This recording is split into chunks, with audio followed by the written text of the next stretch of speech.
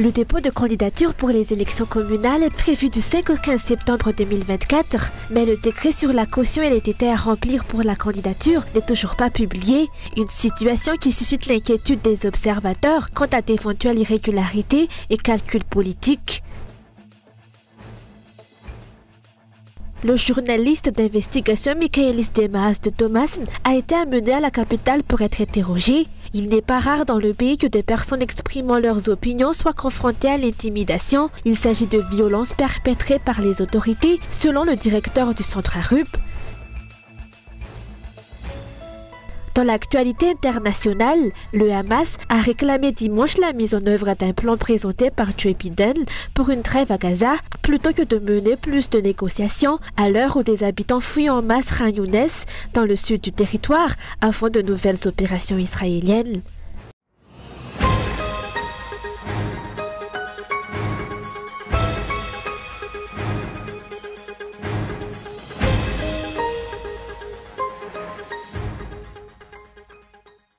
Le dépôt de candidature pour les élections communales est prévu du 5 au 15 septembre 2024, conformément au calendrier électoral proposé par la CENI. Cependant, à ce jour, il n'y a toujours pas de décret clair concernant la caution et les détails à remplir pour cette candidature. Ce manque de transparence dans la promulgation du décret suscite des inquiétudes parmi les observateurs de la vie nationale et électoraux, a déclaré aujourd'hui le président national du KMF CNOE, Éducation des citoyens. Notre association appelle les dirigeants à garantir l'égalité des droits pour tous les candidats et à éviter que les détails importants ne soient communiqués à la dernière minute. Le manque de transparence actuel nous préoccupe, notamment le fait que les montants des cautions soient véhiculés par Facebook sans confirmation officielle. Jusqu'à présent, aucun décret n'a été publié, ce qui crée la confusion. Lorsque le décret sera enfin émis, il est crucial que chacun reçoive une copie officielle pour éviter les informations erronées qui suscitent l'inquiétude des candidats qui devraient préparer leur dossier en toute sérénité. Nous demandons donc au gouvernement de publier le décret officiel. Le parti Fiumbunad considère que la tenue des élections en décembre est forcée, vu que cette période coïncide avec la saison des pluies. Cette situation alimente les suspicions et les inquiétudes quant à d'éventuelles manipulations politiques. Le 11 décembre tombe en pleine saison des pluies, une période où il est clairement stipulé par la loi qu'il est impossible de tenir des élections. Selon nous, le forcing de cette date pour les élections dissimule des calculs politiques, si elles ont réellement lieu vu que le décret officiel n'a toujours pas encore été publié. Selon le calendrier électoral de la CENI, la période de campagne se déroulera du 19 novembre au 9 décembre. D'après des informations non officielles, la caution est fixée entre 1 200 000 AGH minimum et 20 millions AGH maximum. Le montant exact varierait en fonction de la catégorie de la commune.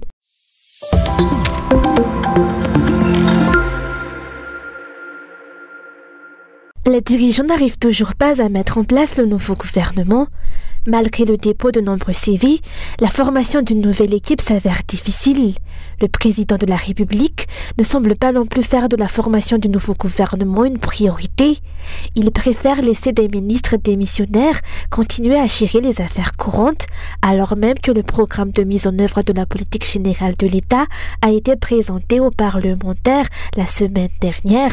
Le président passe son temps à l'étranger, alors que les modalités de la politique intérieure du pays qu'il dirige restent floues.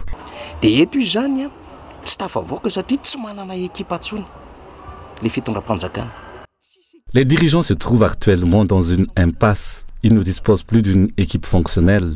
Si l'on avait une, ils seraient capables de désigner les membres de l'Assemblée, du gouvernement et du cabinet présidentiel dès l'investiture. Cependant, la composition du gouvernement semble tourner en rond. Cette situation est exacerbée par des scandales, des affaires de corruption, de grands dossiers et reflète que les dirigeants sont dans une position de gestion improvisée, sans équipe solide pour les soutenir.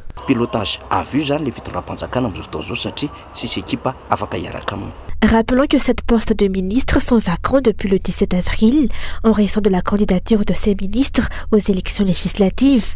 Ces postes ont été temporairement comblés par des ministres par intérim.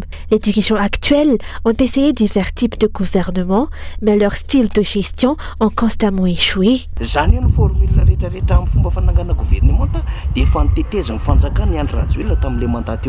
Toutes les formules de composition de gouvernement ont été tentées par le régime d'Andrazoul au cours du mandat précédent, qu'il s'agisse de politiciens de soutien, de techniciens, de membres de la diaspora ou des individus perçus comme pouvant attirer les bailleurs ou les investisseurs en réponse aux attentes de la communauté internationale. Cependant, aucune de ces tentatives n'a été efficace. Ils ont épuisé toutes les options disponibles. Ils se retrouvent désormais sans équipe. Les potentiels membres consultés en coulisses ont dû également être peu enthousiastes, connaissant le fonctionnement des dirigeants et la gravité de la situation. La situation est à la fois alarmante et délicate. Les nouvelles recrues du gouvernement auront donc l'obligation d'obtenir des résultats.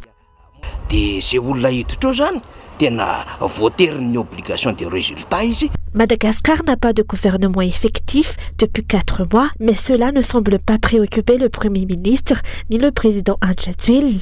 Selon les observateurs, il est difficile de voir comment le pays peut avancer dans de telles conditions. La gouvernance du pays est dysfonctionnelle et les institutions traversent de graves difficultés.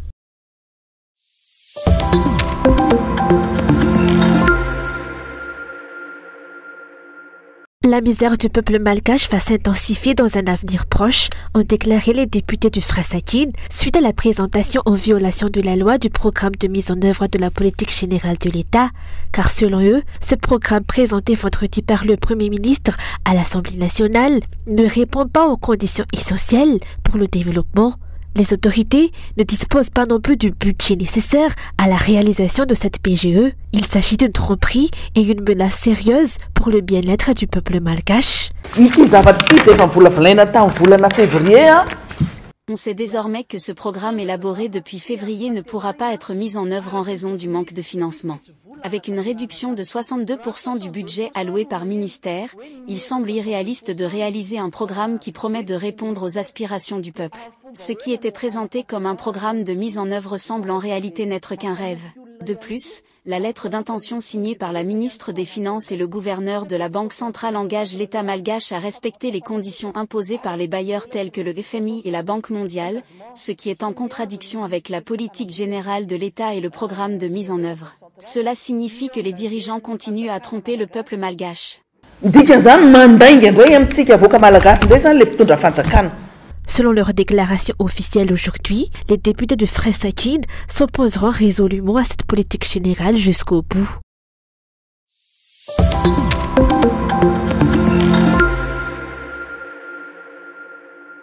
Le journaliste Michaelis Kamidemaaz de Thomasen a été amené aujourd'hui à la capitale pour être interrogé.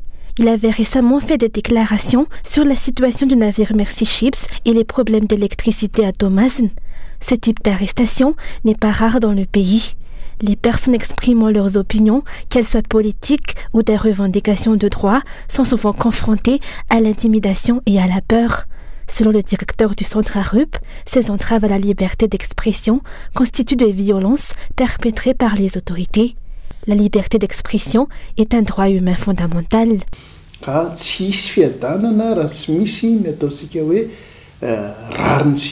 Il n'y a pas de paix sans justice, et il n'y a pas de justice sans respect des droits et libertés de l'homme.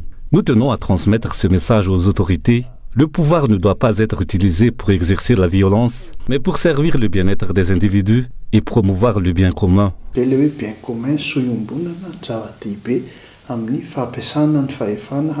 Les conséquences de cette entrave à la liberté d'expression pourraient être graves.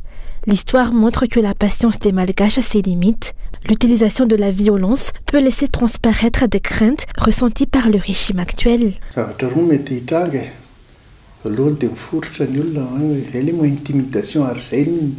Deux situations peuvent se présenter.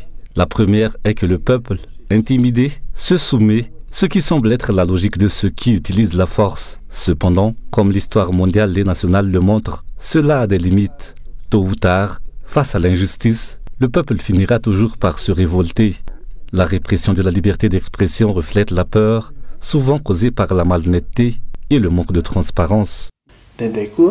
tsy manana ny maro, tsy milaza ny mariny, tsy fahampiany fahamarinana eo amin'ny zavatra atao sy ny fangaraharaana.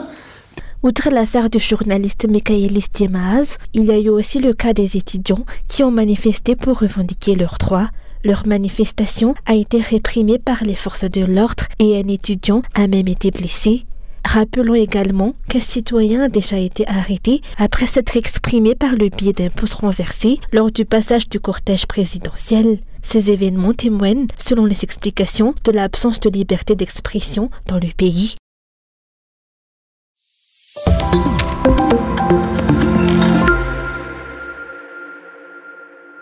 Les résultats des derniers Jeux olympiques n'ont pas été brillants pour les pays africains, y compris Madagascar, qui n'a remporté aucune médaille.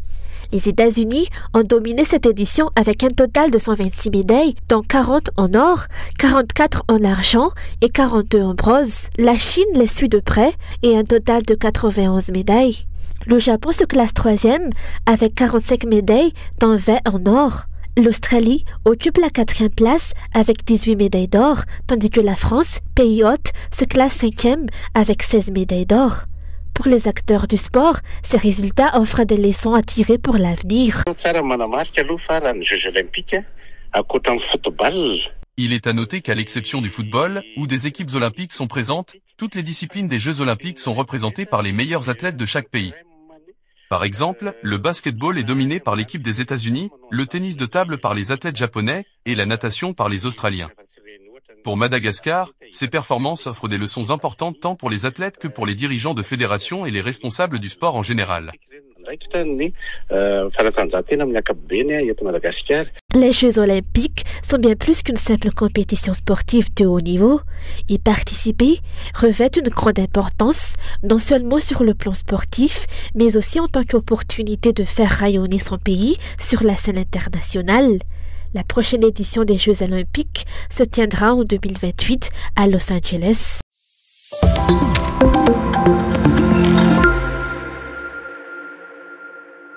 L'ancien secrétaire général du parti HVM, Aloua Rachid Mohamed, est décédé ce matin à l'hôpital CHU Géra d'Apeflou des suites d'un problème cardiaque. Aloua Rachid Mohamed a été secrétaire général du parti HVM et conseiller spécial de l'ancien président Eradzon Armapian, président du conseil d'administration de la société Chirama et l'un des dirigeants de la plateforme Panorama. Cet ancien secrétaire général du parti HVM a perdu son épouse il y a moins d'un mois. À sa famille éplorée, Cool TV FM adresse ses sincères condoléances.